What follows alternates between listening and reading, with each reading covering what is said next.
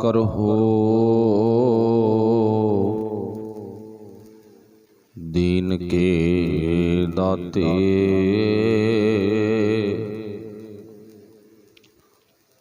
मेरा गुण अवगुण ना विचारियो कोई। माटी का क्या थोपै स्वामी मानस की गत एही।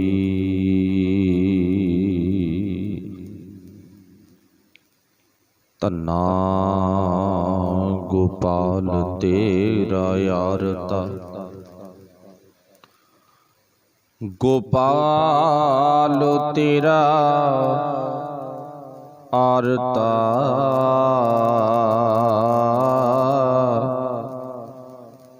जो जन तुमरी भगत करंते तिनके काज सुवारता। दाल सीधा मांगू कियो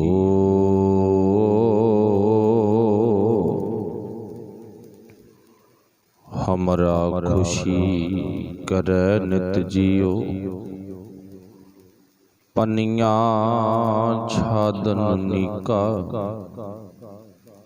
अनाज मांगू सत सीका। गऊ भैंस मांगू लावेरी। इकता जन तुरी चंगेरी घर की गीहन चंगी। जन धन्ना लेवै मंगी घर की गीहन चंगी। जन धन्ना देवै मंगी।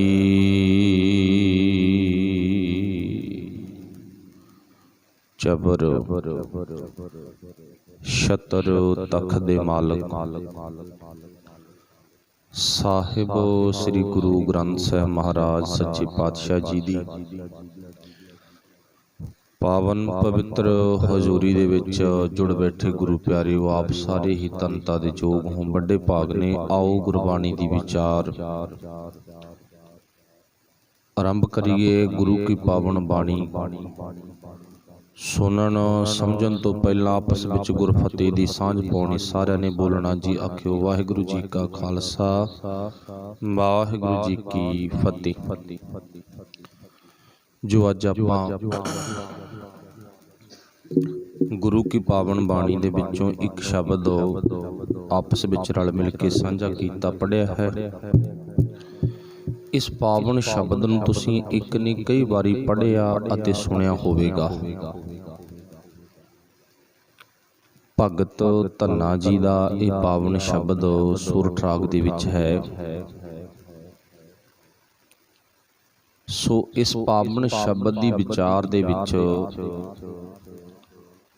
भगत धन्ना जी की उपदेश दिंदे ने। अखरी अर्थ ते भावार्थ उन्हां नूं आपां समझण दा यतन करना। गुरु किरपा करे क्योंकि आपां नूं पता भी गुरबाणी दा जिहड़ा अखरी अर्थां दा सटीक आ ना वो मिल जांदा। पर सच्चाई ये आ भी उहदे तो उपर चलना आपां अगे लंघना गा। बाणी पढ़नी अखरी अर्थ करने जां सुनने बड़े सौखे आ। पर जदों गल भावार्थां विच पहुंचदी आ ते उदों मनुख दे लई गुरु प्यारिਆਂ ਲਈ नहीं आम मनुख दे लई ये वड्डी गल बन जाती है। क्यों बन जाती है? बहुतिਆਂ ਦੇ विचार हुंदे ने जी समझ नहीं आई सानूं ये करना औखा गा, ये कित्थे लिखिया, ये ऐ आ, ये बहु आ, इदां दे विचार चल पैंदे ने। क्यों गुरबाणी है जिहड़ी अंतरीव इउं कह लो अपने मूल तक भेजदी है, सानूं तय तक कह लईए आपां। सियाणे डॉक्टर वर्गा ਗੁਰਬਾਣੀ ਦੇ ਵਿੱਚੋਂ ਆਪਾਂ ਉਦਾਹਰਨ ਲੈ ਸਕਦੇ ਹਾਂ ਵੀ ਜਿਵੇਂ ਸਿਆਣੇ ਡਾਕਟਰ ਦਾ ਸੁਭਾਅ ਨਾ, ਵੀ ਉਹ ਉਦਾਹਰਨ ਆ ਕਿ ਵੀ ਇਵੇਂ ਜਿਵੇਂ ਗੁਰਬਾਣੀ ਗੁਰੂ ਦਾ ਸੁਭਾਅ ਗਾ ਵੀ ਤਹਿ ਤੱਕ ਪਹੁੰਚਦਾ। ਕੀ ਕੀਤਾ, ਕਿਉਂ ਕੀਤਾ, ਕਿਵੇਂ ਕਰਨਾ, ਕਿਵੇਂ ਨਹੀਂ ਕਰਨਾ, ਗੁਰਬਾਣੀ ਸਾਨੂੰ ਬਿਲਕੁਲ ਜੜ ਤੱਕ ਲਿਜਾਂਦੀ ਆ। ਜੋ ਜਾਣ ਦੀ ਆਦਤ ਪਾ ਲੈਂਦੇ ਨੇ ਉਹਨਾਂ ਨੂੰ ਗੁਰਬਾਣੀ ਮਿੱਠੀ ਲੱਗਣ ਲੱਗ ਜਾਂਦੀ ਆ। ਆਪਾਂ ਨੂੰ ਪਤਾ ਨਾ ਵੀ ਜਿਨ੍ਹਾਂ ਨੂੰ ਗੁਰਬਾਣੀ ਦੀ ਤਹਿ ਤੱਕ ਜਾਣ ਦਾ ਮੌਕਾ ਮਿਲ ਗਿਆ, ਚਾਂਸ ਮਿਲ ਗਿਆ, ਵੈਸੇ ਸਭ ਨੂੰ ਚਾਂਸ ਮਿਲਦਾ, ਕੋਈ ਘੋਲ ਕਰ ਜਾਂਦਾ ਤੇ ਕੋਈ ਤਹਿ ਤੱਕ ਵਗ ਜਾਂਦਾ। ਕੋਈ ਡਾਕਟਰ ਤਾਂ ਉਹ ਅੱਜ ਜਿਹਨੇ ਉੱਪਰੋਂ ਆਪਾਂ ਨੂੰ ਦਵਾਈ ਦੇਤੀ ਵੀ ਚੱਲ ਕੋਈ ਗੱਲ ਨਹੀਂ ਹੋ ਜਾਏਗਾ ਠੀਕ। ਇੱਕ ਉਹ ਆ ਦਵਾਈ ਦੇਣ ਤੋਂ ਪਹਿਲਾਂ ਰੋਗ ਨੂੰ ਪਕੜਨ ਦਾ ਯਤਨ ਕਰਦਾ, ਕੋਸ਼ਿਸ਼ ਕਰਦਾ ਗਾ। ਗੁਰਬਾਣੀ ਉਹ ਸਾਡੀ ਜ਼ਿੰਦਗੀ 'ਚ ਇੱਕ ਅਕਾਲ ਪੁਰਖ ਵਾਹਿਗੁਰੂ ਜੀ ਦੀ ਬਖਸ਼ਿਸ਼ ਆ, ਦਾਤ ਆ, ਜਿਹੜੀ ਸਾਨੂੰ ਤਹਿ ਤੱਕ ਲਿਜਾਣ ਦਾ ਤਰੀਕਾ ਸਿਖਾਉਂਦੀ ਹੈ ਵੀ ਕਿਵੇਂ ਜਾਣਾ ਗਾ ਤੂੰ, ਆਪਣੇ ਮੂਲ ਤੱਕ, ਆਪਣੇ ਮੁੱਢ ਤੱਕ ਕਿਵੇਂ ਪਹੁੰਚਣਾ ਹੈ। ਸੋ ਇਸ ਕਰਕੇ ਜਿਨ੍ਹਾਂ ਨੂੰ ਤਹਿ ਤੱਕ ਜਾਣ ਦਾ ਮੌਕਾ, ਸਮਾਂ, ਚਾਂਸ ਮਿਲ ਗਿਆ, ਉਹਨਾਂ ਦੀ ਜ਼ਿੰਦਗੀ ਸੋਚ ਕਹਿ ਲਓ ਬਦਲ ਜਾਂਦੀ ਆ, ਤੇ ਬਾਕੀਆਂ ਦਾ ਜਿਹੜਾ ਹਾਲ ਆ ਉਹ ਆਪਾਂ ਭਾਈ ਆਪਣੀਆਂ ਅੱਖਾਂ ਦੇ ਨਾਲ ਵੇਖ ਰਹੇ ਹਾਂ। ਸੋ ਜੋ ਅੱਜ ਦਾ ਪਾਵਨ ਸ਼ਬਦ ਹੈ, ਇਹਦੇ ਵਿੱਚ ਭਗਤ ਧੰਨਾ ਜੀ ਨੇ ਇੱਕ ਸਰੀਰਕ ਤਲ ਤੇ ਗੱਲ ਕੀਤੀ ਆ। ਫਿਰ ਉਸ ਗੱਲ ਨੂੰ ਭਾਵ ਅਰਥਾਂ ਦੇ ਵਿੱਚ ਬਦਲਿਆ। ਸ਼ਬਦ ਬੜਾ ਸੌਖਾ, ਪੜ੍ਹ ਕੇ ਸਾਨੂੰ ਬਿਲਕੁਲ ਆਸਾਨ ਜਾਪੇਗਾ ਵੀ ਕੋਈ ਔਖਾ ਨਹੀਂ ਹੈ, ਬਿਲਕੁਲ ਸੌਖਾ ਜਿਹਾ ਸ਼ਬਦ ਆ। ਪਰ ਜਦੋਂ ਭਗਤ ਧੰਨਾ ਜੀ ਦੀ ਅੰਦਰੂਨੀ ਵਿਰਤੀ ਨੂੰ ਆਪਾਂ ਵੇਖਾਂਗੇ ਤਾਂ ਉਦੋਂ ਵਿੱਚੋਂ ਕੁਝ ਹੋਰ ਨਜ਼ਰ ਆਵੇਗਾ। ਹੁਣ ਸ਼ਬਦ ਦੇ ਬੋਲ ਕੀ ਨੇ? ਗੋਪਾਲ ਤੇਰਾ ਆਰਤਾ। ਹੁਣ ਤੁਸੀਂ ਬੜੇ ਵਾਰੀ ਸੁਣਿਆ ਹੋਵੇਗਾ ਵੀ ਜਦੋਂ ਗੱਲ ਕੀਤੀ ਨਾ ਗੋਪਾਲ ਤੋਂ ਭਾਵ ਰੱਬ, ਪਰਮਾਤਮਾ, ਸ੍ਰਿਸ਼ਟੀ ਦਾ ਪਾਲਣਹਾਰਾ, ਪੂਰੀ ਮਾਨਵਤਾ, ਸਭ ਜੀਵਾਂ ਦੇ ਮੂੰਹ ਵਿੱਚ ਰੋਜੀ ਰੋਟੀ ਪਾਉਣ ਵਾਲਾ ਗੋਪਾਲ। ਫਿਰ ਅੱਗੇ ਕੀ ਕਿਹਾ? ਗੋਪਾਲ ਤੇਰਾ ਆਰਤਾ। ਜਦੋਂ ਗੱਲ ਆਰਤਾ ਦੀ ਆਉਂਦੀ ਹੈ ਨਾ, ਇੱਥੇ ਸੱਚੀ ਮੁੱਚੀ ਜਾਣਿਓ ਤੁਸੀਂ ਬਹੁਤ ਵਾਰੀ ਦੇਖਿਆ ਹੋਊਗਾ, ਬਹੁਤੇ ਪਖੰਡੀ ਨਾ ਗੁਰੂ ਪਾਤਸ਼ਾਹ ਦੀ ਬਾਣੀ ਦਾ ਪ੍ਰਕਾਸ਼ ਕਰਕੇ ਤੇ ਅੱਗੇ ਜੋਤਾਂ ਰੱਖ ਕੇ ਥਾਲ 'ਚ, ਚਲੋ ਨਹੀਂ ਜੋਤਾਂ ਰੱਖਦੇ ਉਹ ਹਟ ਗਏ, ਫਿਰ ਕੀ ਆ? ਆਰਤੀ ਕਰਦੇ ਹੁੰਦੇ ਆ। ਜਦੋਂ ਆਰਤੀ ਕਰਦੇ ਆ ਨਾ ਤੇ ਉਦੋਂ ਇਹ ਮੂਹਰੇ ਸ਼ਬਦ ਪੜ੍ਹਦੇ ਨੇ। ਆਹ ਸ਼ਬਦ ਜਿਹੜਾ ਆਪਾਂ ਪੜ੍ਹਿਆ ਨਾ, ਇਹ ਸ਼ਬਦ ਉੱਥੇ ਪੜ੍ਹਦੇ ਨੇ। ਤੇ ਜੇ ਪੁੱਛੀਏ ਵੀ ਇਹ ਸ਼ਬਦ ਕੋ ਪੜ੍ਹਿਆ, ਕਹਿੰਦੇ ਬ੍ਰਾਹਮਣਾਂ ਦੀ ਆਰਤੀ ਤੇ ਸਾਡਾ ਆਰਤਾ। ਹੁਣ ਸਾਨੂੰ ਵੀ ਇਉਂ ਹੀ ਮਹਿਸੂਸ ਹੋ ਵੀ ਯਾਰ ਗੱਲ ਤਾਂ ਇਵੇਂ ਆ। ਦੇਖੋ ਨਾਲੇ ਤਾਂ ਉਹ ਕਟਾਸ ਕਰ ਗਏ ਵੀ ਕਿਸੇ ਨੂੰ ਕਹੇ ਗਏ ਗੱਲ ਵੀ ਉਹਨਾਂ ਦੀ ਆਰਤੀ ਸਾਡਾ ਆਰਤਾ, ਮਤਲਬ ਉਹਨਾਂ ਦੀ ਛੋਟੀ ਸਾਡੀ ਵੱਡੀ ਨਾ। ਫਿਰ ਗੁਰੂ ਨਾਨਕ ਸਾਹਿਬ ਨੇ ਤਾਂ ਬਾਣੀ 'ਚ ਲਿਖਿਆ ਨਾ, ਕੈਸੀ ਆਰਤੀ ਹੋਏ ਭਵ ਖੰਡਨਾ ਤੇਰੀ ਆਰਤੀ। ਉੱਥੇ ਇਸਤਰੀ ਲਿੰਗ ਵਾਲਾ ਪੁਆਇੰਟ ਹੈ ਨਾ ਜਿਹੜਾ ਗੁਰੂ ਨਾਨਕ ਸਾਹਿਬ ਨੇ ਰੱਬ ਜੀ ਵਾਸਤੇ ਵਰਤਿਆ ਗਾ, ਤੇ ਸਾਡੇ ਬਾਬਿਆਂ ਨੇ ਥੋੜਾ ਜਿਹਾ ਸਾਨੂੰ ਮਤਲਬ ਕਿ ਸਮਝਾਉਣ ਦਾ ਤਰੀਕਾ ਉਹਨਾਂ ਦਾ ਕਹੇ ਜਾ ਆਪਣੇ ਆਪ ਹੀ ਬਦਲਤਾ। ਉਹ ਆਰਤੀ ਕਰਦੇ ਨੇ, ਅਸੀਂ ਆਰਤਾ ਕਰਤਾ, ਮਤਲਬ ਉਹਨਾਂ ਦੀ ਆਰਤੀ ਛੋਟੀ ਤੇ ਸਾਡਾ ਆਰਤਾ ਵੱਡਾ। ਅਰਥ ਹੀ ਗਲਤ ਕਰਤੇ ਪਹਿਲਾਂ ਤਾਂ। ਹੁਣ ਆਰਤੇ ਦਾ ਅਰਥ ਕੀ ਆ? ਮੰਗਤਾ। ਤੇ ਜਿਨ੍ਹਾਂ ਬਾਬਿਆਂ ਨੇ ਪਖੰਡ ਬਣਾਇਆ ਉਹਨਾਂ ਨੇ ਆਰਤੇ ਦਾ ਅਰਥ ਆਰਤੀ ਬਣਾਤੀ। ਆਰਤੀ ਭਾਵ ਕਿਸੇ ਦੇਵੀ ਦੇਵਤੇ ਦੀ ਆਰਤੀ ਕਰਦੇ ਥਾਲ ਘੁਮਾ ਕੇ, ਜਾਂ ਅੱਜ ਕੱਲ੍ਹ ਗੁਰੂ ਗ੍ਰੰਥ ਸਾਹਿਬ ਮਹਾਰਾਜ ਜੀ ਅੱਗੇ ਪਖੰਡ ਕੀਤਾ ਜਾਂਦਾ ਗਾ। ਪਰ ਵਾਹਿਗੁਰੂ ਭਲਾ ਕਰੇ, ਉਹਨਾਂ ਦਾ ਸ਼ਾਇਦ ਦੁਨੀਆ ਦੇ ਵਿੱਚ ਭਲਾ ਨਹੀਂ ਕਿਤੇ ਹੋਵੇਗਾ।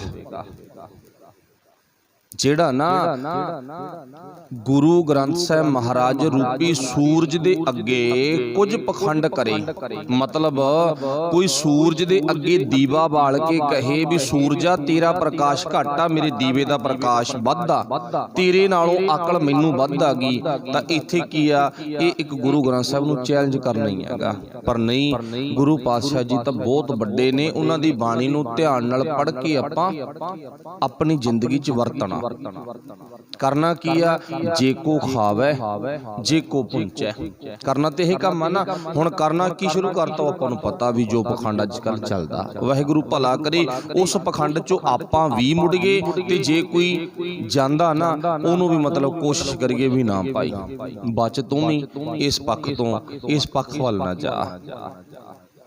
ਹੁਣ ਮੰਨ ਲਓ ਇੱਕ ਉਦਾਹਰਨ ਵੀ ਕਦੇ ਕਿਸੇ ਨੇ ਪ੍ਰਸ਼ਾਦਾ ਤਿਆਰ ਕਰਕੇ ਪ੍ਰਸ਼ਾਦੇ ਅੱਗੇ ਕੋਈ ਆਰਤੀ ਨਹੀਂ ਕੀਤੀ ਕਿਸੇ ਤਰ੍ਹਾਂ ਦੀ, ਵੀ ਆ ਪ੍ਰਸ਼ਾਦਾ ਤਿਆਰ ਹੋ ਗਿਆ ਤੇ ਪ੍ਰਸ਼ਾਦੇ ਅੱਗੇ ਆਰਤੀ ਕਰੀਏ ਨਾ। ਪ੍ਰਸ਼ਾਦਾ ਕਾਹਦੇ ਵਾਸਤੇ ਆ, ਭਾਵੇਂ ਨਿਆਣੇ ਨੂੰ ਪੁੱਛ ਲਓ ਤੇ ਭਾਵੇਂ ਸਿਆਣੇ ਨੂੰ ਪੁੱਛ ਲਓ, ਪ੍ਰਸ਼ਾਦਾ ਛਕਣ ਵਾਸਤੇ ਬਣਾਇਆ। ਕਿਉਂ ਛਕਦੇ ਆ? ਪੇਟ ਭਰਨ ਵਾਸਤੇ। ਪੇਟ ਕਿਉਂ ਭਰਦੇ ਆ? ਸਰੀਰ ਨੂੰ એનર્ਜੀ, ਤਾਕਤ, ਖੂਨ, ਵਧੀਆ ਤੰਦਰੁਸਤੀ ਦੇਣ ਵਾਸਤੇ।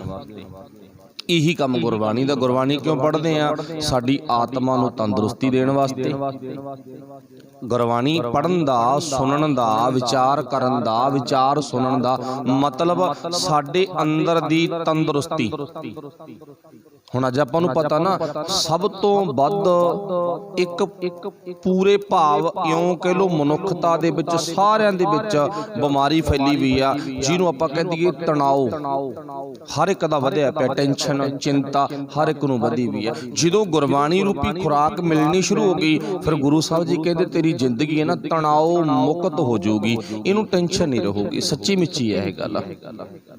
ਕਿਉਂ? ਕਿਉਂਕਿ ਗੁਰੂ ਪਾਤਸ਼ਾਹ ਜੀ ਦਾ ਨਾ ਸਮਝਾਉਣ ਦਾ ਤਰੀਕਾ ਹੀ ਬੜਾ ਸੋਹਣਾ ਗਾ। ਉਹਨਾਂ ਦਾ ਭਾਵ ਜਿਹੜਾ ਸਾਨੂੰ ਜ਼ਿੰਦਗੀ ਨੂੰ ਸੋਹਣਾ ਬਣਾਉਣ ਦਾ ਪੁਆਇੰਟ ਆ ਨਾ, ਉਹ ਬੜਾ ਵਧੀਆ ਹੈਗਾ। ਦੁਨੀਆ ਦੇ ਲੋਕ ਜ਼ਿੰਦਗੀ ਸਰੀਰਕ ਤਲ ਤੇ ਸਵਾਰਦੇ ਨੇ, ਤੇ ਪਰ ਗੁਰੂ ਅੰਦਰਲੇ ਤਲ ਤੇ ਜ਼ਿੰਦਗੀ ਨੂੰ ਸਵਾਰਦਾ ਹੈ। ਇੰਨਾ ਕੀ ਫਰਕ ਆ। ਹੁਣ ਇੱਥੇ ਭਗਤ ਜੀ ਕਹਿੰਦੇ ਗੋਪਾਲ ਤੇਰਾ ਆਰਤਾ। ਆਰਤੇ ਦਾ ਅਰਥ ਆਰਤੀ ਕਰਨਾ ਨਹੀਂ ਹੈ। ਇਸ ਗੱਲ ਨੂੰ ਆਪਾਂ ਆਪਣੇ ਦਿਮਾਗ ਦੀ ਡਾਇਰੀ ਦੇ ਵਿੱਚ ਨੋਟ ਕਰਨਾਗਾ, ਕਿਉਂਕਿ ਸਾਨੂੰ ਇੱਕ ਪਰਮਾਤਮਾ ਨੇ ਨਾ ਨੋਟਬੁੱਕ ਦਿੱਤੀ ਵੀ ਆ, ਜਿਹਦੇ ਤੇ ਆਪਾਂ ਹਰ ਇੱਕ ਗੱਲ ਲਿਖ ਸਕਦੇ ਆ। ਉਹਦੇ ਕਦੇ ਪੰਨੇ ਨਹੀਂ ਮੁੱਕਦੇ ਮਰਨ ਤੱਕ। ਭਾਵੇਂ 100 ਸਾਲ ਜੀਵੀਏ ਤੇ ਭਾਵੇਂ ਆਪਾਂ 70 ਸਾਲ ਜੀਵੀਏ ਤੇ ਭਾਵੇਂ 40 ਸਾਲ ਜੀਵੀਏ। ਜਿਹੜੀ ਵਾਹਿਗੁਰੂ ਨੇ ਸਾਨੂੰ ਡਾਇਰੀ ਦਿੱਤੀ ਹੈ ਨਾ, ਵੀ ਹਰ ਇੱਕ ਗੱਲ ਉੱਤੇ ਨੋਟ ਕਰ, ਉਹ ਕਦੇ ਮੁੱਕਦੀ ਨਹੀਂ ਹੈ। ਤੇ ਨਾ ਹੀ ਸਾਥੋਂ ਪੂਰੀ ਵਰਤੀ ਜਾਵੇ, ਦੋਨੇ ਗੱਲਾਂ ਹੀ, ਨਾ ਮੁੱਕੇ ਨਾ ਵਰਤੀ ਜਾਵੇ। ਬਹੁਤੇ ਤਾਂ ਕੋਰੀ ਦੀ ਕੋਰਗੂ ਲੈ ਜਾਂਦੇ ਨੇ, ਸਾਫ਼ ਹੀ ਲੈ ਜਾਂਦੇ ਨੇ ਬਿਲਕੁਲ। ਬਹੁਤੇ ਕੁਛ ਲਿਖ ਲੈਂਦੇ ਨੇ ਕਿ ਉੱਤੇ ਲਿਖਣਾ ਕੀ ਆ, ਇਹੀ ਪੁਆਇੰਟ ਵੀ ਉੱਥੇ ਆਰਤੀ ਤੇ ਆਰਤੇ ਦਾ ਅੰਤਰ ਆ। ਆਰਤੀ ਜੋ ਭਾਵ ਕੀਤੀ ਜਾਂਦੀ ਆ ਇੱਕ ਪਰਮਾਤਮਾ ਦਾ ਰੂਪ ਪੱਥਰ ਨੂੰ ਜਾਣ ਕੇ ਉਹਨੂੰ ਖੁਸ਼ ਕਰਨ ਦੇ ਲਈ, ਤੇ ਆਰਤੇ ਦਾ ਅਰਥ ਹੈ ਮੰਗਤਾ। ਹੁਣ ਭਗਤ ਜੀ ਕਹਿੰਦੇ ਗੋਪਾਲ ਤੇਰਾ ਆਰਤਾ। ਅੱਗੇ ਕੀ ਕਿਹਾ? ਜੋ ਜਨ ਤੋਂ ਭਾਵ ਮਨੁੱਖ, ਜਿਹੜਾ ਵੀ ਜੀਵ, ਜੋ ਜਨ ਤੁਮਰੀ ਤੇਰੀ ਭਗਤ ਕਰਨ ਤੇ। ਪਹਿਲਾਂ ਆਰਤਾ ਲਿਖ ਕੇ ਇੱਥੇ ਗੁਰੂ ਪਾਤਸ਼ਾਹ ਜੀ ਨੇ, ਭਗਤ ਜੀ ਨੇ ਆਰਤੀ ਨਹੀਂ ਲਿਖਿਆ, ਵੀ ਜੋ ਜਨ ਤੁਮਰੀ ਆਰਤੀ ਕਰਨ ਤੇ ਲਿਖ ਸਕਦੇ ਸੀ। ਫਿਰ ਅਸੀਂ ਕਰ ਸਕਦੇ ਸੀ ਵੀ ਹਾਂ ਸਾਨੂੰ ਹੁਕਮ ਕਰ ਦਿੱਤਾ, ਸਾਨੂੰ ਉਪਦੇਸ਼ ਆ ਗਿਆ।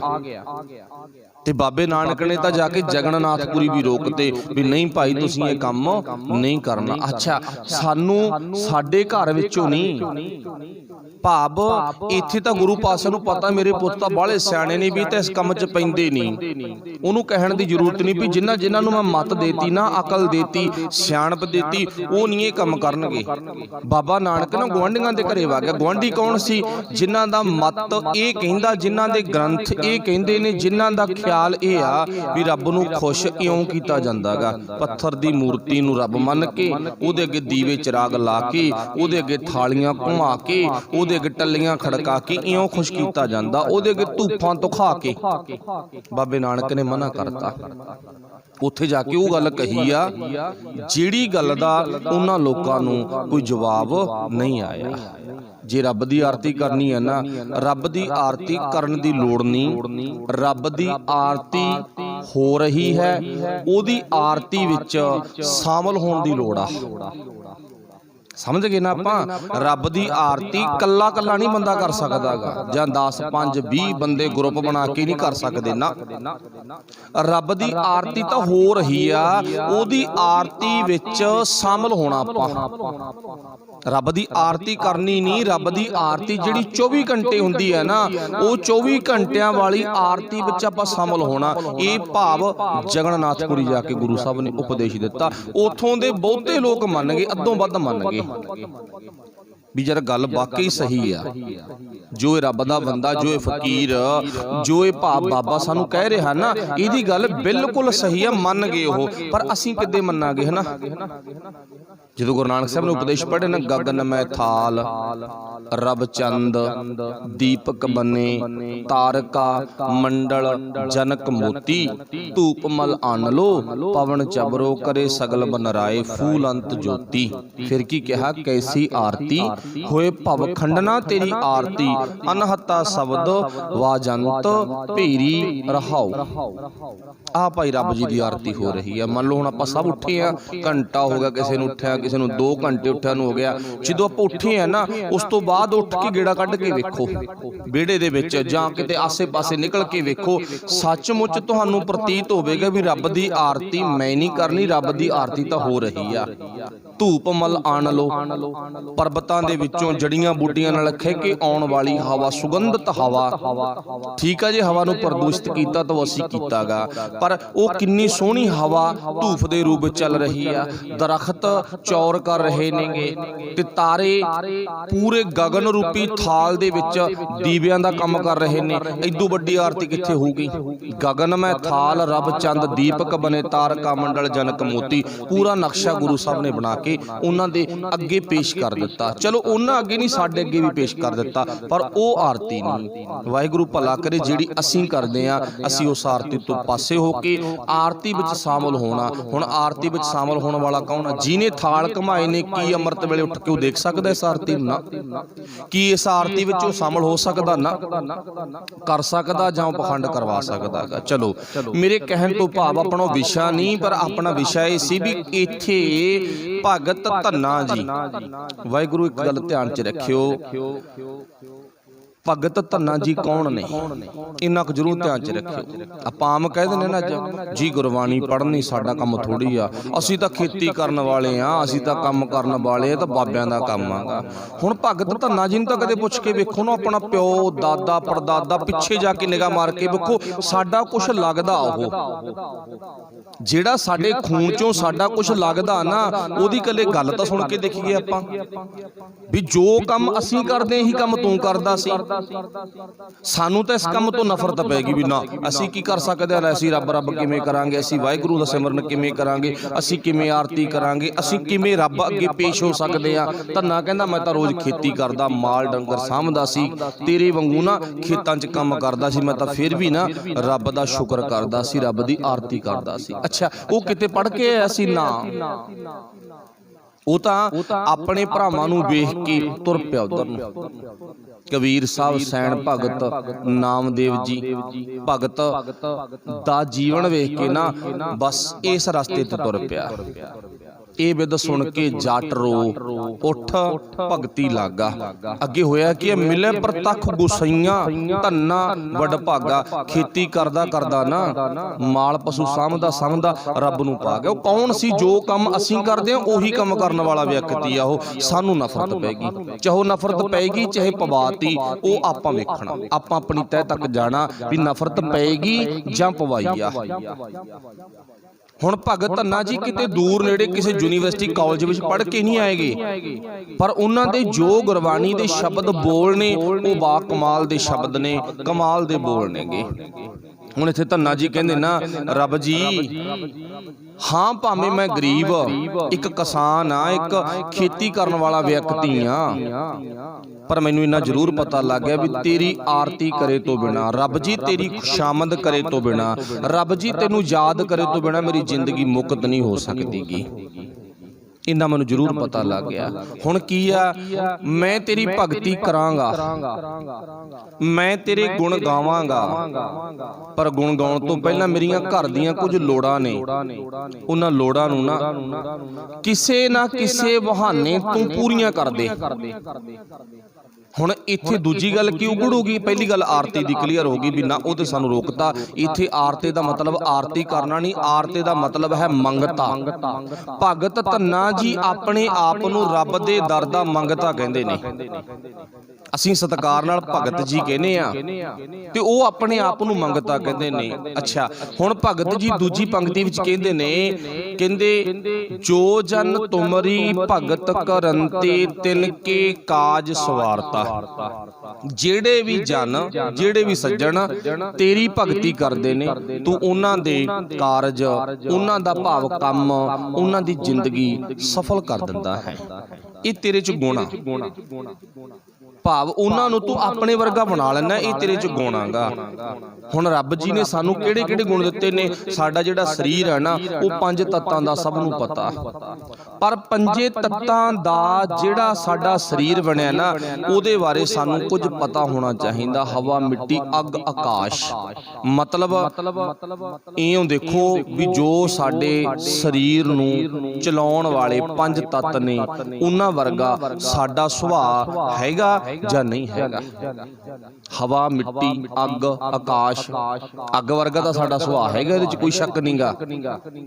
ਪਰ ਗੁਰੂ ਪਾਤਸ਼ਾਹ ਜੀ ਨੇ ਇੱਥੇ ਸਾਨੂੰ ਕੁਝ ਸਮਝਾਇਆ ਵੀ ਆਕਾਸ਼ ਦੀ ਗੱਲ ਕੀਤੀ ਹੈ ਨਾ, ਮਿੱਟੀ ਦੀ ਗੱਲ ਕੀਤੀ ਹੈ ਨਾ, ਹਵਾ ਦੀ ਗੱਲ ਕੀਤੀ ਹੈ ਨਾ, ਪਾਣੀ ਦੀ ਗੱਲ ਕੀਤੀ ਹੈ ਨਾ, ਤੇ ਇਹਨਾਂ 4 ਤੱਤਾਂ ਵਰਗਾ ਤੇਰਾ ਸੁਭਾਅ ਹੋਣਾ ਜ਼ਰੂਰੀ ਹੈ। ਇੱਕ ਤੱਤ ਵਰਗਾ ਤੇਰਾ ਸੁਭਾਅ ਬਣ ਗਿਆ, ਪਰ 4 ਵਰਗਾ ਨਹੀਂ ਬਣ ਸਕਿਆਗਾ।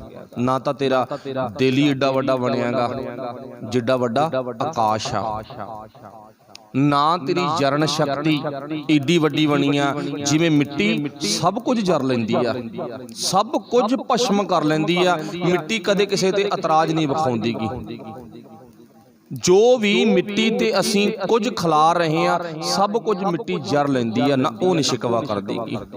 ਮਾਂ ਨਾ ਆਪਣੇ ਬੱਚੇ ਦਾ, ਆਪਣੇ ਪੁੱਤਰ ਦਾ, ਆਪਣੀ ਔਲਾਦ ਦਾ ਕਦੇ ਵੀ ਮਲ ਮੂਤਰ ਦੇ ਪ੍ਰਤੀ ਨਫ਼ਰਤ ਨਹੀਂ ਕਰਦੀਗੀ, ਉਹ ਸਭ ਕੁਝ ਜਰ ਲੈਂਦੀ ਆ। ਇਹ ਜਿਹਾ ਸੁਭਾਅ ਆਪਣਾ ਬਣ ਜਾਣਾ ਸੀ। ਪਾਣੀ ਆ ਨਾ, ਤੇ ਪਾਣੀ ਵਰਗਾ ਸਾਡਾ ਸੁਭਾਅ ਬਣਨਾ ਸੀਗਾ। ਪਾਣੀ ਵਰਗਾ ਕਿਵੇਂ? ਇੱਕ ਤਾਂ ਇੰਨਾ ਪਤਲਾ ਹੋ ਜਾਂਦੇ, ਪਤਲੇ ਤੋਂ ਭਾਵ ਨੀਵਾ, ਮਨ ਨੀਵਾ, ਮਤ ਉੱਚੀ ਦੇ ਧਾਰਨੀ ਬਣਨਾ ਸੀ। ਪਾਣੀ ਦਾ ਕੰਮ ਕੀ ਆ? ਪਾਣੀ ਸਾਡੇ ਸਰੀਰ ਨੂੰ ਧੋ ਵੀ ਦਿੰਦਾ ਹੈ, ਪਵਿੱਤਰ ਨਾ। ਧੋਣ ਤੋਂ ਬਾਅਦ ਆਪ ਪਾਣੀ, ਸੋਚ ਕੇ ਦੇਖੋ, ਸਾਡੀ ਗੰਦਗੀ ਚ ਰਲ ਕੇ ਨਾ ਗੰਦਾ ਹੋ ਜਾਂਦਾਗਾ, ਪਰ ਸਾਡੇ ਤੇ ਸ਼ਿਕਵਾ ਨਹੀਂ ਕਰਦਾਗਾ। ਉਹੀ ਪਾਣੀ ਹੈ ਨਾ ਜਿਹਨੂੰ ਪੀਤੇ ਬਿਨਾਂ ਸਰਦਾ ਨਹੀਂ। ਪਹਿਲਾਂ ਪਾਣੀ ਜੀਓ ਹੈ। ਜੇ ਮੰਨ ਲਓ ਨਾ ਅਸੀਂ ਹੀਰਿਆਂ, ਦੌਲਤਾਂ ਦੇ, ਜ਼ਮੀਨਾਂ ਦੇ, ਜਾਇਦਾਦਾਂ ਦੇ ਮਾਲਕ ਆ ਨਾ, ਜਦੋਂ ਮਰਨ ਲੱਗੇ ਨਾ, ਬੇਹੋਸ਼ ਹਾਲਤ ਵਿੱਚ ਪਏ ਹੋਏ, ਉਦੋਂ ਨਾ ਹੀਰੇ ਮੂੰਹ ਚ ਪਾਵੇ ਕੋਈ, ਨਾ ਰੁਪਈਏ ਮੂੰਹ ਚ ਪਾਵੇ ਕੋਈ, ਨਾ ਰੁਪਈਆਂ ਨੇ ਜਾਨ ਬਚਾਉਣੀ ਆ, ਨਾ ਹੀਰਿਆਂ ਨੇ ਬਚਾਉਣੀ ਆ, ਨਾ ਜ਼ਮੀਨ ਨੇ, ਨਾ ਔਲਾਦ ਨੇ, ਕਿਸੇ ਨੇ ਜਾਨ ਨਹੀਂ ਬਚਾਉਣੀ। ਅੱਛਾ, ਇੱਕ ਤਰੀਕਾ ਹੈ, ਜੇ ਮਰਦੇ ਦੇ ਮੂੰਹ ਚ ਪਾਣੀ ਪੈ ਜੇ ਤਾਂ ਹੋ ਸਕਦਾ ਪਾਣੀ ਮੂੰਹ ਚ ਪੈਣ ਨਾਲ ਜਾਨ ਬਚ ਸਕਦੀ ਆ, ਕੁਝ ਚਾਂਸ ਨੇ। ਤਾਈਓ ਗੁਰੂ ਨੇ ਲਿਖਿਆ ਨਾ, ਪਹਿਲਾਂ ਪਾਣੀ ਜੀਓ ਹੈ। ਅੱਛਾ, ਪਾਣੀ ਤੋਂ ਸਰੀਰ ਨੂੰ ਦੂਰ ਕਰ ਲੋ ਤਾਂ ਵੀ ਮਰ ਜਾਾਂਗੇ, ਤੇ ਸਾਡੇ ਸਰੀਰ ਦੇ ਵਿੱਚ ਪਾਣੀ ਕਿੰਨਾ, ਉਹ ਵੀ ਆਪਾਂ ਜਾਣਦੇ ਆ। ਕਹਿਣ ਤੋਂ ਭਾਵ ਪਾਣੀ ਵਰਗਾ ਸੁਭਾਅ, ਹਵਾ ਵਰਗਾ ਸੁਭਾਅ। ਹਵਾ ਕਿਸੇ ਨਾਲ ਵਿਤਕਰਾ ਨਹੀਂ ਕਰਦੀ। ਕੀ ਸਾਡਾ ਸੁਭਾਅ ਜਿਹਾ ਬਣ ਗਿਆ? ਨਹੀਂ। ਫਿਰ ਭਗਤ ਜੀ ਇੱਥੇ ਉਹ ਗੱਲ ਦੱਸਦੇ ਨੇ। ਭਗਤ ਜੀ ਕਹਿੰਦੇ, ਬੰਦਿਆ, ਜੇ ਤੂੰ ਰੱਬ ਦੀ ਖੁਸ਼ਾਮਦ ਕਰੇ ਨਾ, ਰੱਬ ਜੀ ਦੀ ਤੂੰ ਬੰਦਗੀ ਕਰੇ, ਉਹ ਅੱਲਾਹ ਤਾਲਾ ਨੂੰ ਤੂੰ ਯਾਦ ਕਰੇ ਨਾ, ਤੇਰੀ ਜ਼ਿੰਦਗੀ ਵੀ ਸੋਹਣੀ ਬਣ ਸਕਦੀ ਹੈ। ਜੋ ਜਨ ਤੁਮਰੀ ਭਗਤ ਕਰਨ ਤੇ ਤਿਨ ਕੇ ਕਾਜ ਸਵਾਰਤਾ। ਅਗਲੀ ਗੱਲ ਕੀ ਆ? ਉਹਨਾਂ ਦੇ ਕਾਰਜ ਉਹ ਵਾਹਿਗੁਰੂ ਸਫਲ ਕਰਦਾ ਜਿਹੜੇ ਵਾਹਿਗੁਰੂ ਤੇ ਟੇਕ ਰੱਖਦੇ ਨੇ, ਭਰੋਸਾ ਰੱਖਦੇ ਨੇ, ਜਿਹੜੇ ਉਹ ਮਾਲਕ ਤੇ ਨਾ ਯਕੀਨ ਰੱਖਦੇ ਨੇ, ਜਿਨ੍ਹਾਂ ਨੂੰ 100% ਵਿਸ਼ਵਾਸ ਹੈ। ਇੱਥੇ ਭਗਤ ਜੀ ਨੇ ਸਾਨੂੰ ਦੱਸਤਾ ਅੱਗੇ ਕੀ ਕਿਹਾਗਾ। ਹੁਣ ਸਾਡੇ ਸਮਾਜ ਦੇ ਵਿੱਚ ਨਾ ਬੜੀਆਂ ਸੰਸਥਾਵਾਂ ਬਣੀਆਂ ਨੇ, बड़े ही फिरके ने, बड़ियां जमातां बणीਆਂ ने। कोई कहंदा घरे नहीं रहना चाहिए जे रब नूं पाउणा, तुहानूं घर छड्ड देना चाहिए। कोई कहंदा अन्न ना खाओ, भुखे रहो। कोई कहंदा अपने परिवार चों बाहर निकल जाओ, मौन धार लो, नंगे रहो बिना कपड़िਆਂ ਤੋਂ। अड्डो अड्ड मतलब कि मत नेगे। किन्ने क मत ने, वो पखंड दा मत आपां गिणी ਚੱਲੀਏ, लिस्ट बहुत वड्डी हो जानी आ। पर इत्थे भगत जी ने गल कह दी, कहंदा ना तां मैं ना इक्को मतलब छोटा जिहा शब्द आ, छोटे शब्द विच ना सारा विस्तार रूप च दस दिता। ना तां मैं रोटी छड्डां, ना मैं काम छड्डां, ना मैं परिवार छड्डां, ना मैं अपना घर छड्डां, मैं नहीं कुछ भी छड्डदा। उल्टा मैं तां सब कुछ दी मंग करूंगा। मैनूं इह चीज़ां दी लोड़ आ ਜਿਹੜੀਆਂ संस्थावां ने ना, वो फिरकियां ने, साधां दे साधुआं दे फिरकियां ने ना अपने परिवार छड्डे। असीं अज उन्हां दे खुरड़े पूजदे आ। उन्होंने लोगों ने उन्होंने बड़े ब्रह्म ज्ञानी मानते नहीं। वो कितने ब्रह्म ज्ञानी ने, उन्होंने तो जिंदगी जीउण दी अकल नहीं है बेचारिਆਂ ਨੂੰ। वो तो अपने परिवारां तो दूर हो गए, अन्न नूं त्यागता, सब कुछ त्यागता। पर इत्थे भगत जी ने बड़ी कमाल की गल कही है, कहना मैं त्यागण वालियां च नहीं, मैं तो मंगण वालियां च। फिर मंगिया की हैगा? दाल सीधा मांगू घीओ, हमरा खुशी करे नित जियो। हुण इत्थे ना एक गल मिल के वेखियो इस गल नूं, इह तां आपां नूं पता लग गया अर्थां दा भी भगत जी की कहंदे नेगे। आपां विचारांगे भी अर्थ। दाल, सुक्कियां दालां, सब्जियां, सीधा आटा, मांगू मैं तां मंगदा, मैनूं मिलना चाहिदा। वो लोड़ आ मेरी, जिवें मर्जी पूरी कर, जो मर्जी बहाना बना, मेरी पूरी होनी चाहिए। दाल सीधा मांगू घीओ, घ्यो भी मंग लिया। हमरा खुशी, हमरा मैं मेरे अंदर खुशी करे नित जियो। अच्छा हुण ना एक सारे ही मतां दा ख्याल आ भी बंदे नूं खुश रहना चाहिदा। ठीक है, बंदा खुश होवे ना होवे वखरी गल आ। चाहे कोई आम जनतक तल ते जिंदगी जिउंदा, ते चाहे कोई किसी भेख नाल जुड़ के, किसी धर्म दे विषय नाल जुड़ के जिंदगी जिउंदा, हर एक दे अंदरों एक ख्याल उपजदा, वो किहड़ा भी खुश रहना चाहिदा। आम तौर ते आपां कंधां ते लिखिआ ही पढ़दे खुश रहो। हुण सोच के देखो भी ਜਿਹੜੇ ਬਾਬਿਆਂ ने साडा जलूस कढ़िया जां आपदा जलूस कढ़िया गा, ਉਹ बाबे खुश हो सकदे जिन्हां ने रोटी छड्डती, खुश हो सकदे ने। जिन्हां ने पुट्ठा लमकना शुरू करता खुश हो सकते ने। जिन्हां ने लीड़ा कपड़ा त्यागता खुश हो सकते ने। जिन्हां ने अपने बच्चे परिवार छड्डते खुश हो सकते ने। उन्हां अंदर खुशी हो सकती है नहीं। पर भगत जी ने इत्थे कहा, कहंदा जे मेरियां लोड़ां पूरीआं होण ना, मैं अंदरों जी करके, एक तां जुबान दी खुशी है ना, मतलब कि उपरों उपरों हासागा, वो हासे दी गल नहीं, मैं अपनी जिंद करके ना अंदरों बहुत खुश होवांगा। हुण ये उदाहरण आप अपने ते ला के वेखो, अपनी रसोई विच सारा समान होवे, बच्चे अपने सियाणे होण, परिवार दी आपस विच विचारधारा मिलदी होवे, गुरमत नाल जुड़िया होवे, भाव सोच के वेखो सारियां लोड़ां वाहिगुरू साडियां पूरीआं करदागा। असीं की कहने आ, असीं बहुत खुश हां भाई, सानूं कोई टेंशन नहीं है। हुण सोच के देखो, वो बाबे चंगे जिन्हां ने त्यागिया गा कि असीं चंगे। हुण भगत जी की गल सुन के इउं महसूस होऊगा भी असीं चंगे आ, क्योंकि इत्थे भगत जी ने गल कही आ भी असीं तां खुश हो सकदे हां जे साडी साडे परिवार नाल वधिया मत मिलदी आ, साडे घर विच सारा ए तो जैड समान पिया गा, सानूं तेरे तो बिना होर किते जाके मंगण दी हत्थ अड्डण दी लोड़ नहीं है। असीं किसे दे हत्थां ते धर तां सकदे हाँ, पर सच जानी वाहिगुरू जी तू सानू मंगण ना भेजी, तिथों बिना किते होर, तेरे दर दा मैं सब तो वड्डा मंगता, होर किते जाना नहीं। अपनी कहावत भी है ना भी रब तो मंगो, जिहड़ा मंगिया तो बाद ना दे के सुनावे ना। बंदे तो अज मंग लिया ना, बंदा तो सारी उम्र गाउंदा रहूगा। सुभाव बंदे दा 5 रुपइया दा पेन दे के ना बंदा सारी उम्र दसदा रहंदा मैं पेन दित्ता जी फलाने था। चलो परमात्मा सानू मां दित्ती, प्यो ਪਿਓ ਦਿੱਤਾ, ਭੈਣ ਭਰਾ, ਲੀੜਾ ਕੱਪੜਾ ਸਭ ਕੁਝ ਦਿੰਦਾ, ਪਰ ਉਹ ਕਦੇ ਸੁਣਾਉਂਦਾ ਨਹੀਂ ਮੈਂ ਤੈਨੂੰ ਇੰਨਾ ਕੁਝ ਦਿੱਤਾ। ਤੇ ਸਿੱਧ ਕੀ ਹੋ ਗਿਆ, ਸਾਡਾ ਸੁਭਾਅ ਵੀ ਪਰਮਾਤਮਾ ਵਰਗਾ ਬਣਨਾ ਚਾਹੀਦਾ। ਹੁਣ ਇੱਥੇ ਭਗਤ ਜੀ ਕਹਿੰਦੇ ਦਾਲ ਸਿੱਧਾ ਮੰਗੂ ਘੀਓ, ਹਮਰਾ ਖੁਸ਼ੀ ਕਰੈ ਨਿਤ ਜੀਓ। ਖੁਸ਼ੀ ਕਿਸ ਗੱਲ ਵਿੱਚ ਆ, ਸੰਤੋਖ ਚ।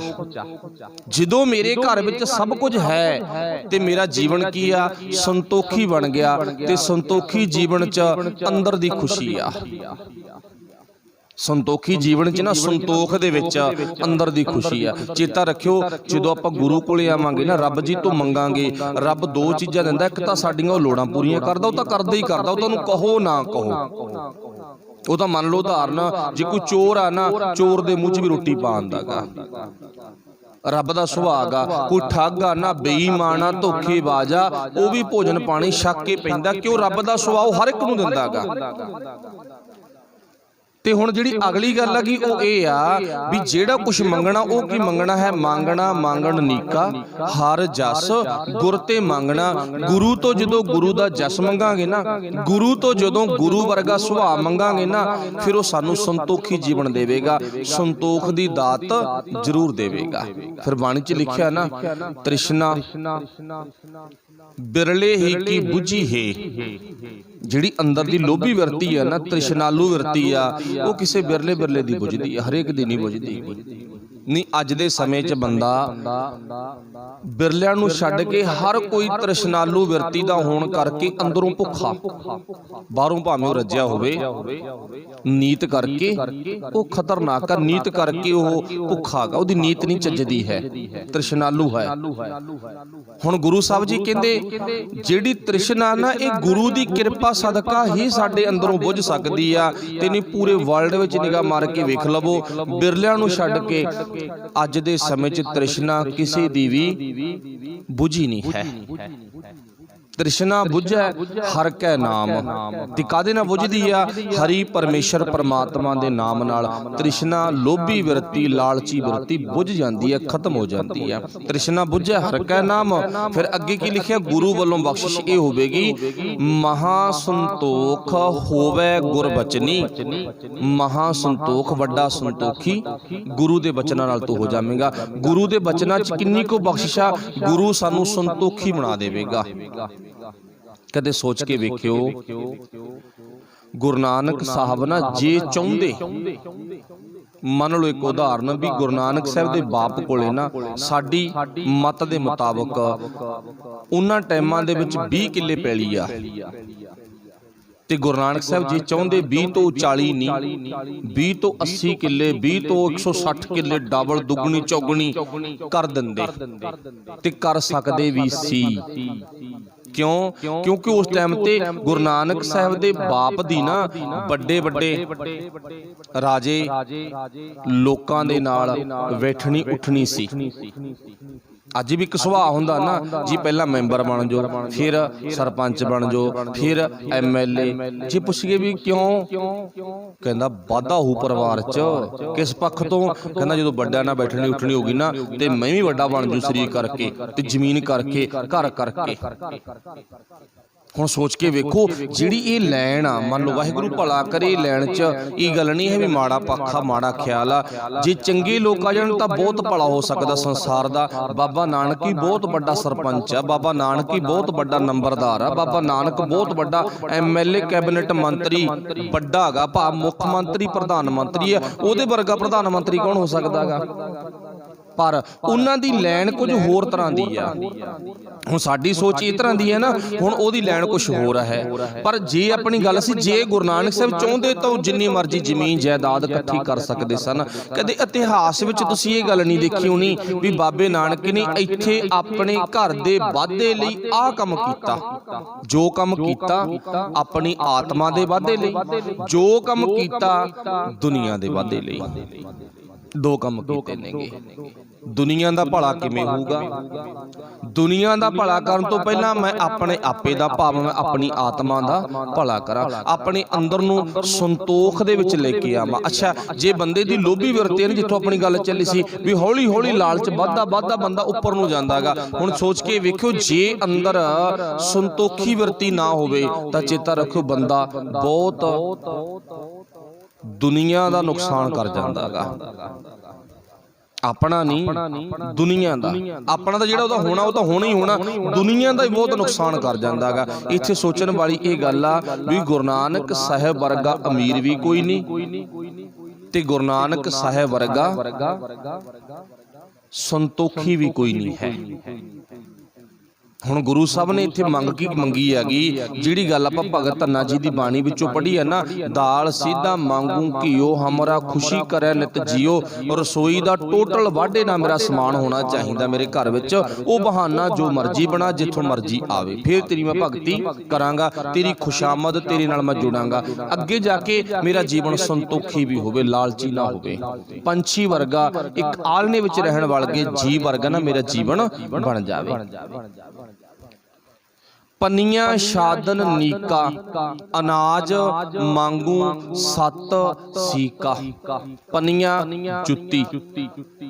हुण कदे सोच के देखो, आपां गुरु कोल आके जुत्ती मंगी है भी मैनूं जुत्ती भी दे दे, मैनूं आटा भी दे दे, मैनूं लूण भी दे दे, मैनूं मिर्चां भी दे दे ना। हुण गुरु पातशाह जी ने सानू दसदा, भगत जी ने मंग ली, मंगण तो बाद संतोख नाल जरूर मंगिया। तो आपां गल पहलां कर गए भी मैं किसी दे हाथ ते धरन जोगा होवां, पर वाहिगुरू जी तेरे तो बिना मैं किसी अगे हाथ अड्डण जोगा ना होवां। मेरे जीवन च इन्ना क संतोख होवे। जिहड़ी आपां गल करदे सी बाबे नानक वर्गा संतोख भी किसी कोले नहीं ते बाबे नानक वर्गा अमीर भी नहीं कोई है। बाबे नानक तो 10वें जामे विच अगे चल जाओ, गुरु गोबिंद सिंह महाराज जी दे जीवन विच अमीरी किन्नी का बहुत वड्डी अमीरी आ। गुरु साहब दे तां तीरां नूं भी ना सोना लग्या हुंदा सीगा। मन्निया जांदा ना भी तीर दे मूरले ते मगरले बन्ने ना गुरु पातशाह सोने विच मड़ के रखदे सी। जख्मी हो गया इलाज करवा ली, मर गया अपने दफनाउण दा जां मचाउण दा प्रबंध ये तीर दे आसे पासे लगे हुए सोने नूं ला के कर लींदा जां कर लैणगे। उहदे एक पिछे दृष्टांत हैगा, किड्डी वड्डी सोच दा मालक आ। देखो जिहनूं आपां मारदे आ ना, आपां कहने खड़ा सुट्टिया मारता फलाना वड्ढिया गया फहा, पर गुरु साहब दो काम ने, तीर चलाउंदे भी ने। ठीक है भी जो फोड़ा वध गया ना उहदा ऑपरेशन करना पैंदा, जो किसी की सोच गंदी हो गई उहदे ते हथियार चलाउणा पैंदा, कोई शक नहीं। पर जो किसी ते बाबा मेरा ना हथियार चलाउंदा ते उहनूं सोना दिंदा गा कि अज किते तरतीब बनी भी इस तरह की, किते है ख्याल बंदे दा जिहड़ा बंदे नूं मरन दा प्रबंध, उहदे फूकण दा प्रबंध, उहदे मचाउण दा, उहदे दफनाउण दा प्रबंध करके भेजदा होवे ना। कोई जिहड़ा साडा बैरी दुश्मना ना फटड़ हो गए तो उहदा इलाज करवाउण दे लई ना, पर गुरु साहब दी भावना की अगे बन्ने तीर दे सोना लग्या ना, हुण ओह की आ तेरा प्रबंध हो गया, चाहे दवाई ले ली, जे मर गया तो अपने दफनाउण दा ते अपने मचाउण दा प्रबंध कर ली। ते हुण इत्थों सिद्ध की हुंदा, मेरा बाबा अमीर बहुत आ, इन्ना अमीर हैगा, बहुत ज्यादा अमीर आ। पूरी टॉप दे नस्ल दे मेरे बाबे कोले घोड़े ने, इउं कह लो पूरीआं टॉप दीआं गड्डियां ने अज दे समय च, पर फिर बाबा संतोखी आ। हुण गुरु साहब ही नहीं कहते भुख नंग नाल घोड़ा ना, वधिया रह, चंगा खा पी हंडा, वधिया तेरे घर दे विच हर सहूलत होवे, पर हर सहूलत विच हुंदियां होइयां संतोख होना अति जरूरी आ। फिर इत्थे भगत जी ने सब कुछ मंग लिया, पनिया शादन नीका, अनाज मांगू सत सीका। फिर अगे मंगिया कि गऊ भैंस मांगू लवेरी, सज्जर सूई गां ते सज्जर सूई मझ मेरे किले ते होवे। ਹੁਣ ਗੁਰੂ ਪਾਤਸ਼ਾਹ ਜੀ ਦੇ ਅੱਗੇ ਪ੍ਰਮਾਤਮਾ ਅੱਗੇ ਬੇਨਤੀ ਕੀਤੀ ਹੈ, ਰੱਬ ਸੁਣਦਾ, ਇਸੇ ਗੱਲ ਨਹੀਂ ਸੁਣਦਾ। ਭਾਵ ਗਊ ਭੈਂਸ ਮੰਗੂ ਲਵੇਰੀ ਇੱਕ ਤਾਜਨ, ਤਾਜਨ ਤੋਂ ਭਾਵ ਅਰਬੀ ਘੋੜੀ। ਅੱਜ ਦੇ ਸਮੇਂ 'ਚ ਮੰਨ ਲਓ ਵਧੀਆ ਚੰਗੀ ਤੋਂ ਚੰਗੀ ਸਕਾਰਪੀਓ ਗੱਡੀ, ਵਧੀਆ ਤੋਂ ਵਧੀਆ ਟੌਪ ਮਾਡਲ ਦੀ ਮੇਰੇ ਕੋਲੇ ਘਰ ਵਿੱਚ ਗੱਡੀ ਵੀ ਹੋਵੇ, ਪਰ ਵਾਹਿਗੁਰੂ ਭਲਾ ਕਰੇ ਉੱਥੇ ਸਮਝਾਇਆ ਕੀ ਆ, ਖੁਸ਼ੀ ਤੈਨੂੰ ਤਾਂ ਜੇ ਤੂੰ ਰੱਬ ਨਾਲ ਜੁੜੇ, ਜੇ ਕਿਤੇ ਨਾ ਸਾਧਨਾ ਨਹੀਂ ਜੁੜ ਗਿਆ ਫਿਰ ਤੈਨੂੰ ਖੁਸ਼ੀ ਨਹੀਂ ਮਿਲਣੀ। ਖੁਸ਼ੀ ਤੋਂ ਗੱਲ ਥੋੜੀ ਜ਼ਿਆਦਾ ਆ ਗਈ। ਆਪਾਂ ਨੂੰ ਪਤਾ ਨਾ ਫਰਖਸ਼ੀਅਰ ਦੇ ਵਕਤ ਕੈਦ ਵਿੱਚ ਗੁਰੂ ਦੇ ਪਿਆਰੇ ਬੰਦ ਨੇ, ਜੇਲ੍ਹ ਦੇ ਵਿੱਚ ਕਹਿ ਲੋ ਬੰਦ ਨੇ, ਜਿਨ੍ਹਾਂ ਦਾ ਜੀਵਨ ਸੰਤੋਖੀ ਹੁੰਦਾ, ਜਿਨ੍ਹਾਂ ਦੇ ਜੀਵਨ ਵਿੱਚ ਦੁੱਖ ਦੇ ਵਿੱਚ ਵੀ ਤ੍ਰਿਸ਼ਨਾਲੂ ਬਿਰਤੀ ਜਨਮ ਲੈਂਦੇ ਨੇ, ਸੁੱਖ ਦੇ ਵਿੱਚ ਤਾਂ ਜਨਮ ਲੈਣੀ ਕੀ ਆ। ਜਦੋਂ ਘਰ ਦੇ ਵਿੱਚ ਸਾਰੀਆਂ ਲੋੜਾਂ ਪੂਰੀਆਂ ਨਾ, ਉਹ ਤਾਂ ਤ੍ਰਿਸ਼ਨਾਲੂ ਬਿਰਤੀ ਦਾ ਫੁੱਟਣਾ ਬਹੁਤ ਮੁਸ਼ਕਲ ਆ। ਪਰ ਜਦੋਂ ਬੰਦਾ ਦੁਖੀ ਹੋਵੇ ਨਾ, ਤੇ ਦੁਖੀ ਅੱਗੇ ਕੋਈ ਚੀਜ਼ ਜਿਹੜੀ ਉਹਦੇ ਘਰ ਵਿੱਚ ਨਹੀਂ ਹੈ ਉਹ ਰੱਖੀ ਜਾਵੇ, ਤਾਂ ਉਦੋਂ ਬੰਦੇ ਦਾ ਲਾਲਚ ਵਿੱਚ ਆਉਣਾ ਸੁਭਾਵਿਕ ਗੱਲ ਆ। ਜਿਵੇਂ ਅੱਜ ਦੇ ਸਮੇਂ 'ਚ ਆਪਾਂ ਨੂੰ ਪਤਾ ਨਾ, ਇੱਕ ਲੋੜ ਹੁੰਦੀ ਆ, ਉਹ ਲੋੜ ਪੂਰੀ ਕਰਨ ਦਾ ਭਾਵ ਮੇਨ ਹੱਥ ਕਿਹਦਾ ਹੁੰਦਾ, ਮੌਕੇ ਦਾ ਮੰਤਰੀ ਸੰਤਰੀ ਰਾਜਾ।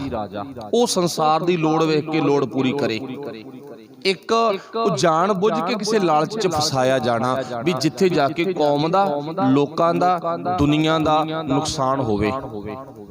ਇੱਕ ਲੋੜ ਹੈਗੀ। ਹੁਣ ਸਾਡੇ ਸਮਾਜ ਵਿੱਚ ਅੱਜ ਮੋਢੀ ਲੋਕ ਨਾ ਨੁਕਸਾਨ ਤਾਂ ਕਰਦੇ ਨੇ, ਪਰ ਲੋੜ ਨਹੀਂ ਵੇਂਦੇ। ਲੋੜ ਕਿਸ ਚੀਜ਼ ਦੀ ਆ, ਲੋੜ ਨਹੀਂ ਵੇਂਦੇ, ਨੁਕਸਾਨ ਜ਼ਰੂਰ ਕਰਦੇ ਨੇ।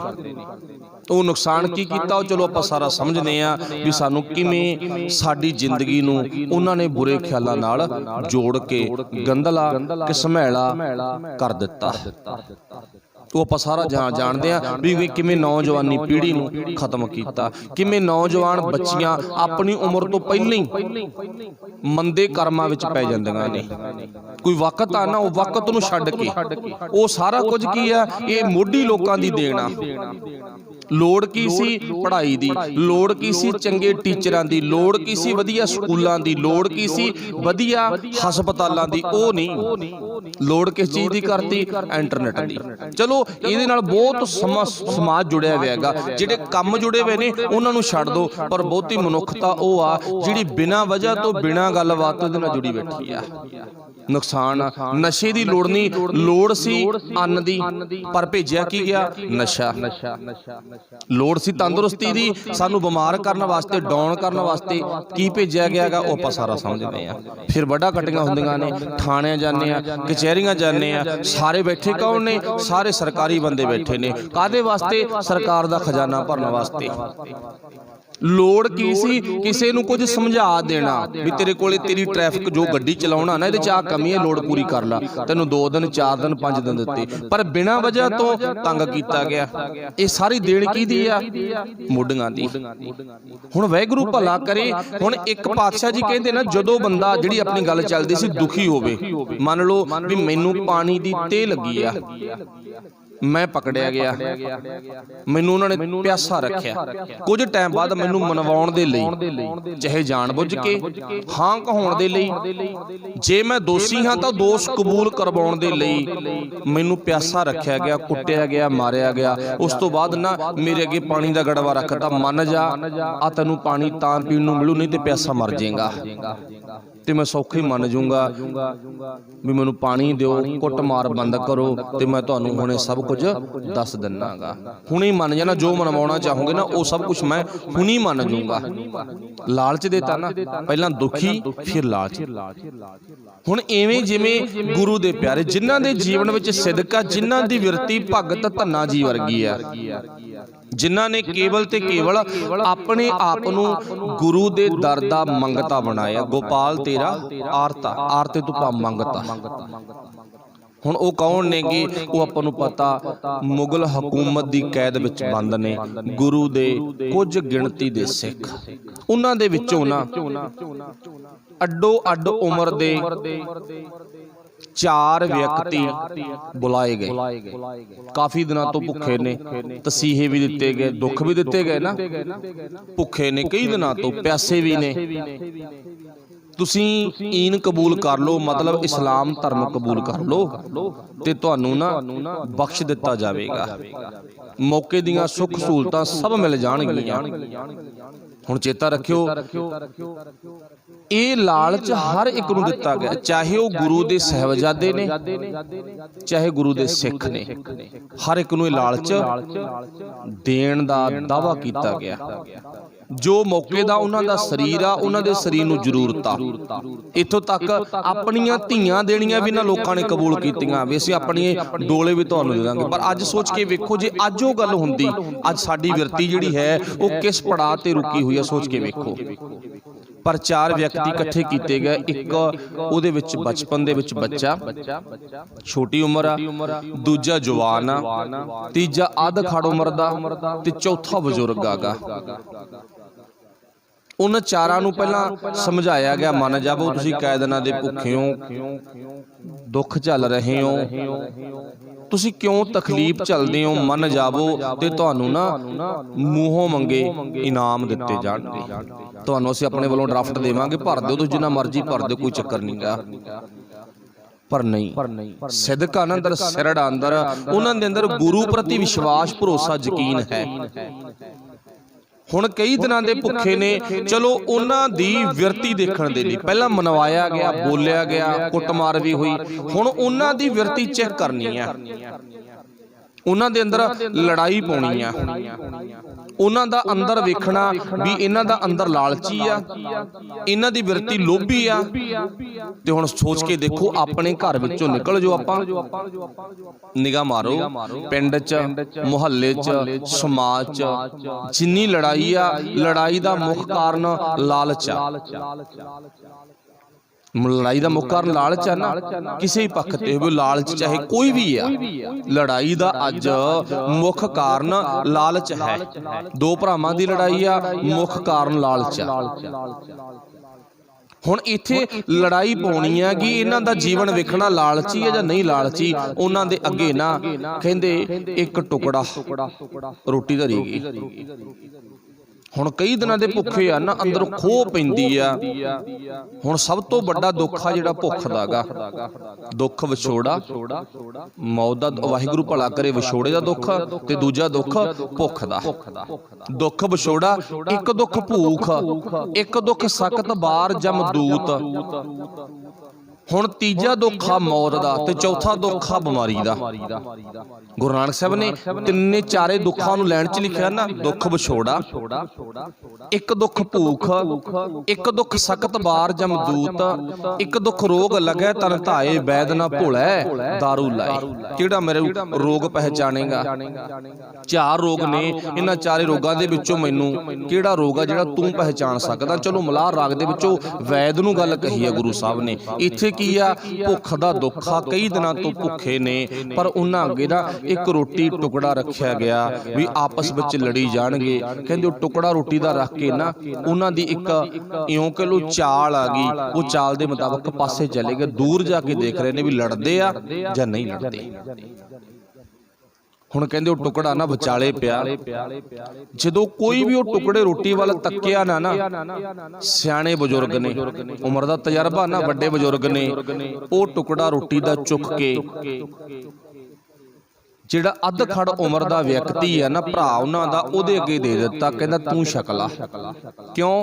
कहंदा तेरी लोड़ आ, मैं तां बजुर्ग होया पिया, कोई गल नहीं, भुख दे दुख नाल शरीर छड्ड जावांगा ना, कोई गल नहीं है, तूं छक ला, तेरी लोड़ आ। हुण ओह कहंदा नहीं बाबा मैं नहीं छकणागा। क्यों? कहंदा मेरे नालों वध के जवान नूं लोड़ है, जवान नूं रोटी दे दो, जे नूं रोटी मिल गई ना ते इह छक लवेगा, ते इह छकूगा, नूं एनर्जी मिलू, कुछ ना कुछ टाइम इह वध लंबा टाइम जिउंदा रह सकदा, भुख दे दुख नाल नहीं मरेगा।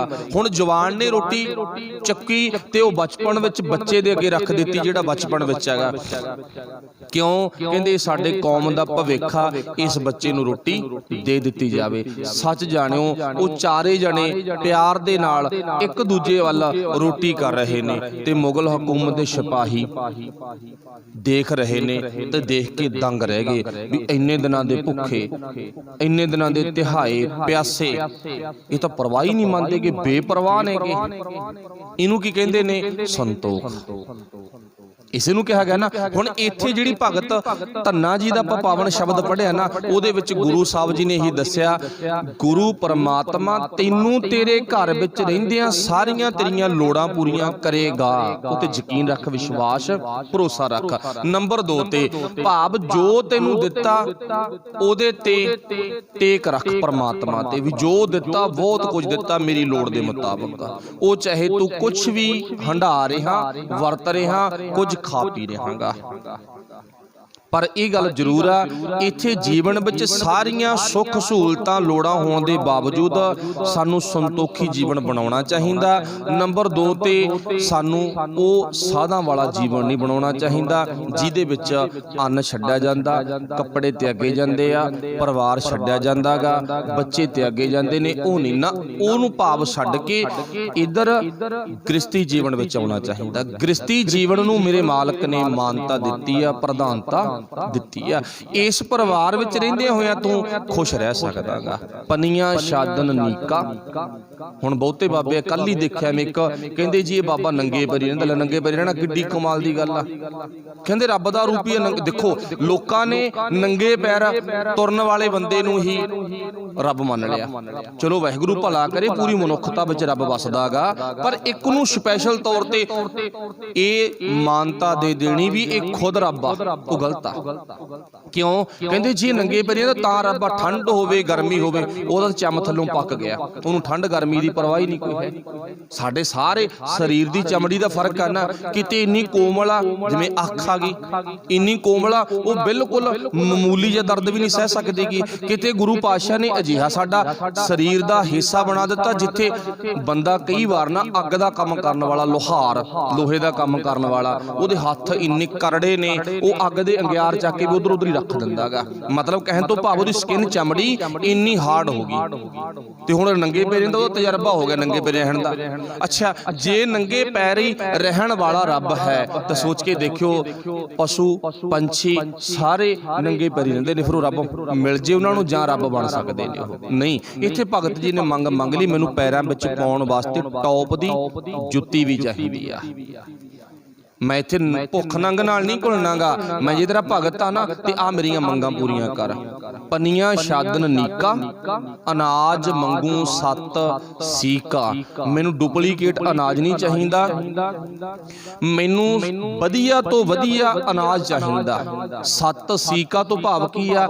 7 ਬਾਹਾਂ ਪਾ ਕੇ, ਮਤਲਬ 7 ਵਾਰੀ ਜ਼ਮੀਨ ਨੂੰ ਵਾਹ ਕੇ ਪੈਦਾ ਕੀਤਾ ਹੋਇਆ ਅੰਨ, ਉਹ ਕਣਕ, ਉਹ ਝੋਨਾ, ਉਹ ਮੇਰੇ ਖਾਣ ਵਾਸਤੇ ਅਨਾਜ ਮੈਨੂੰ ਚਾਹੀਦਾਗਾ। ਨਹੀਂ, ਮੈਂ ਨਹੀਂ ਪਖੰਡ ਕਰਾਂਗਾ, ਮੈਂ ਸਭ ਕੁਝ ਛੱਡ ਦਿੱਤਾ।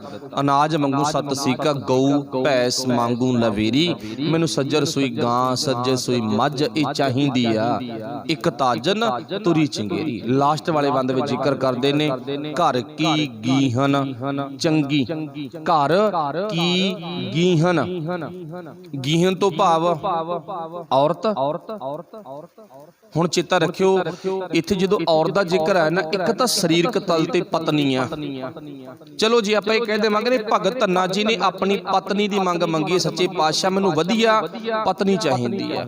ਕੋਈ ਸ਼ੱਕ ਨਹੀਂ, ਆਪਣੀ ਸਾਰਿਆਂ ਦੀ ਭਾਵਨਾ, ਮੈਂ ਆਪਣੀ ਧੀ ਵਾਸਤੇ ਵਧੀਆ ਲੜਕੇ ਦੀ ਮੰਗ ਕਰੂੰ, ਸੱਚੇ ਪਾਤਸ਼ਾਹ ਵਧੀਆ ਲੜਕਾ ਸਿਆਣਾ ਮਿਲ ਜਾਵੇ। ਤੇ ਜਿਨ੍ਹਾਂ ਕੋਲੇ ਲੜਕੇ ਦੀ ਦਾਤ ਵਾਹਿਗੁਰੂ ਨੇ ਦਿੱਤੀ ਆ, ਉਹਨਾਂ ਨੇ ਲੜਕੇ ਦੇ ਪ੍ਰਥਾਏ ਲੜਕੀ ਦੀ ਮੰਗ ਮੰਗੀ ਆ, ਸੱਚੇ ਪਾਤਸ਼ਾਹ ਮੈਨੂੰ ਵਧੀਆ ਲੜਕੀ ਮਿਲ ਜਾਵੇ ਮੇਰੇ ਬੱਚੇ ਵਾਸਤੇ, ਮੇਰੀ ਘਰ ਦੇ ਵਿੱਚ ਨੂੰਹ ਬੱਚੀ ਆਉਣ ਵਾਲੀ ਸਿਆਣੀ ਹੋਵੇ।